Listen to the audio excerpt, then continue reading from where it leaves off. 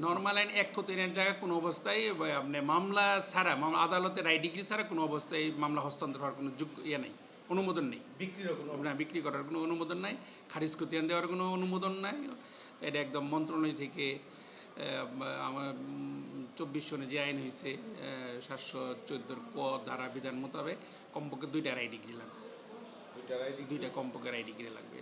আগামী 28 তারিখে যে এটা একটা শুনানি আছে, এটার ব্যাপারে এর আগে কি করে তারা কি করবে? এর পূর্বে কিন্তু মামলাটা রায় হয়ে গিয়েছিল। সেই রায় হয়েছিল, রায়ের ভিত্তিতে সম্ভবত দলিলটা সম্পাদন হয়েছে। 28 তারিখে না ডেট?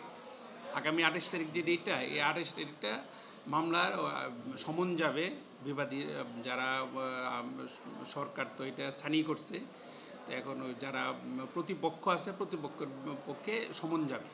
ও 28 তারিখ সমন যাবে, সানি মামলা সমন যাবে।